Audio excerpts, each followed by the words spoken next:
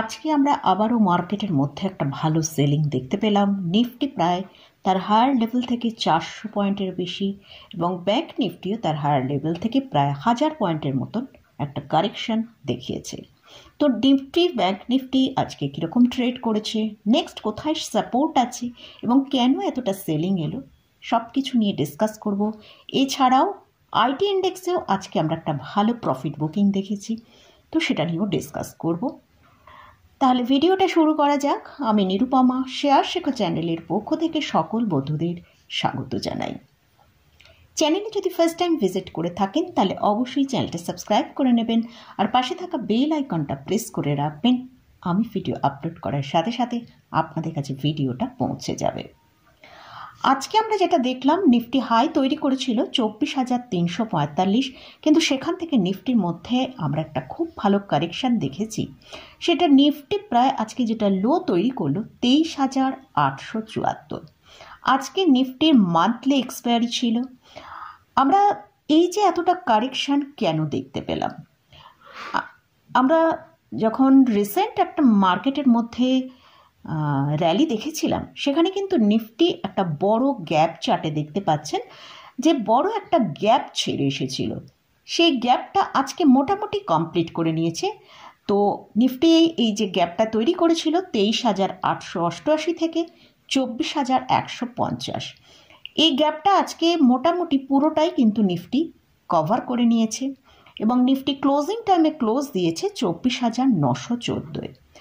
আগামীকাল দেখতে হবে নিফটি কীরকম ট্রেড করছে। যদি এই 24,900 ওপরে ট্রেড করে ওপরের দিকে 24,350-এর কাছে আবার ট্রেড করতে পারে, তাহলে কিন্তু নিফটিতে আমরা আবার ভালো একটা র্যালি।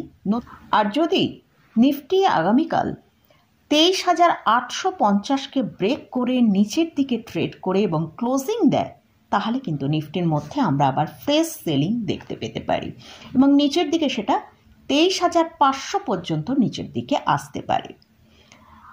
তো এটা নিফটি যে গ্যাপটা ছেড়ে গেছিল, সেই গ্যাপটা আজকে পুরোটাই আমরা দেখতে পেলাম, কভার করেছি।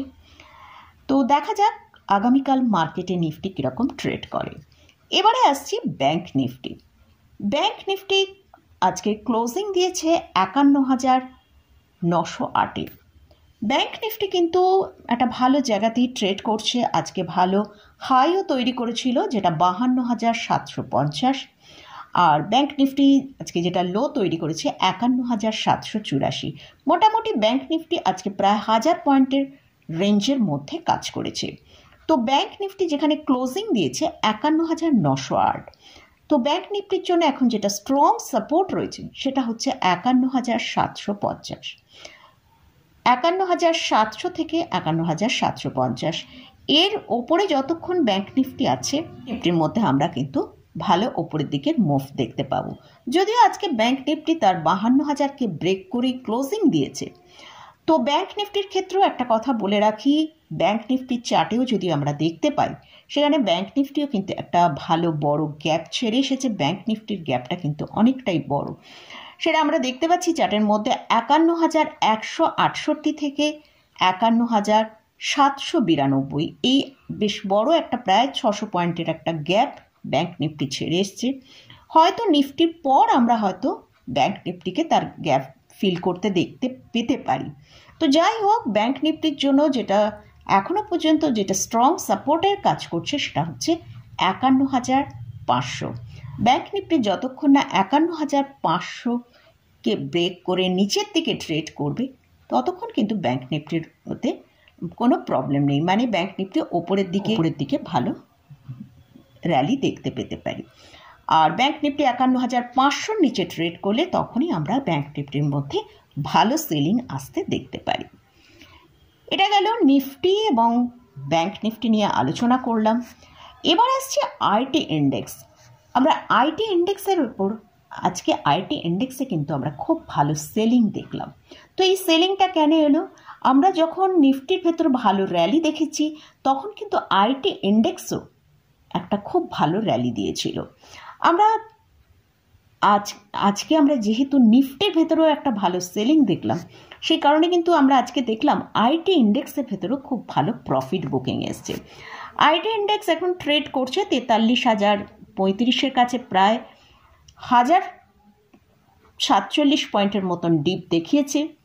তো আমরা যদি আইটি ইন্ডেক্সের চার্টটা একবার দেখি, সেখানে আমরা দেখতে পাচ্ছি যে আইটি ইন্ডেক্স এখন ট্রেড করছে।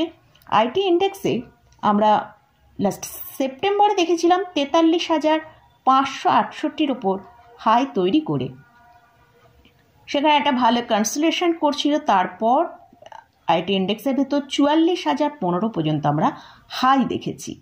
তো আজকে আমরা দেখলাম আইটি ইন্ডেক্সের ভেতর ভালো সেলিং এসছে।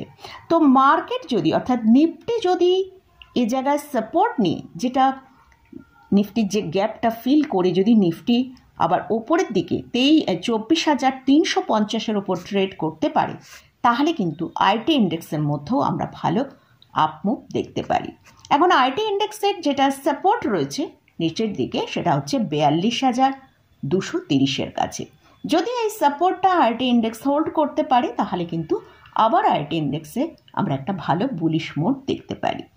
তো আজকে আমরা আইটি ইন্ডেক্সের যে বিভিন্ন নিফটি 50 স্টকগুলো রয়েছে, সেখানে আমরা টিসিএসে 1.89%, উইপ্রোতে 1.49%, এইচসিএল টেকে 2.49% এবং ইনফোসিসে 3.34% সেলিং দেখেছি।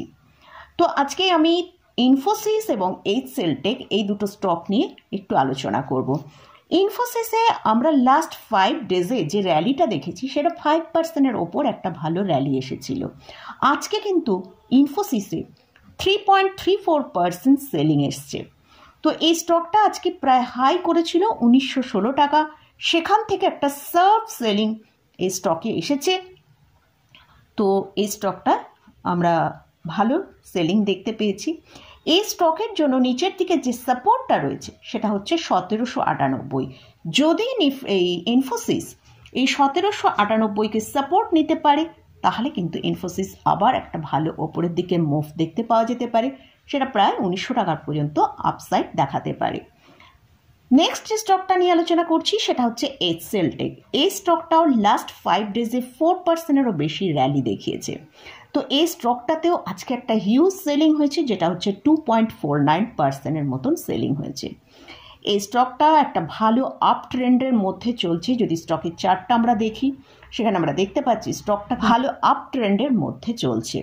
যেহেতু আইটি ইন্ডেক্সের মধ্যে এতটা ফল এসছে, তার জন্য কিন্তু এই স্টকের ভেতরেও এতটা সেলিং আমরা দেখতে পেলাম। তো এই স্টকের জন্য যে স্ট্রং সাপোর্টটা রয়েছে, 1810 টাকার কাছে একটা সাপোর্ট রয়েছে। যদি এই সাপোর্টটা মেনটেন করে ওপরের দিকে যেতে পারে, তাহলে কিন্তু একটা ভালো আপমুভ আমরা দেখতে পারি। আর যদি এই 1810-কে ব্রেক করে, তাহলে কিন্তু স্টকটার মধ্যে একটা ভালো সেলিং আসতে পারে নিচের দিকে, সেটা 1747 টাকা পর্যন্ত নিচের দিকে আসতে পারে। মার্কেটে আইটি ইন্ডেক্সের মধ্যে আমরা খুব ভালো সেলিং দেখেছি এবং মার্কেটের মধ্যেও কিন্তু খুব ভালো সেলিং দেখলাম। তো এই সেলিংটা কেন এসেছে সেটা নিয়ে ডিসকাস করলাম, এবং আইটি ইন্ডেক্সে যে এতটা সেলিং এসছে, তার মধ্যে ইনফোসিস এবং এইচসিএল টেকের এই দুটো স্টকে কিন্তু একটা হিউজ ভলিউমে সেলিং এসছে। এই স্টকগুলোর কোথায় সাপোর্ট আছে সেটা নিয়ে ডিসকাস করলাম। তবে এই স্টক বা ইন্ডেক্সে কোনো বাই রেকমেন্ডেশন আমি করছি না। কোনো স্টকে বা ইন্ডেক্সে যদি আপনারা পজিশন নিতে চান, তার আগে ভালো করে চার্ট অ্যানালিসিস করে নিয়ে তারপর পজিশন নেবেন। তো মোটামুটি আজকের মতন ভিডিওটা এখানেই শেষ করছি। ভিডিওটা যদি ভালো লাগে অবশ্যই লাইক করবেন, শেয়ার করবেন, সাবস্ক্রাইব করবেন। ধন্যবাদ।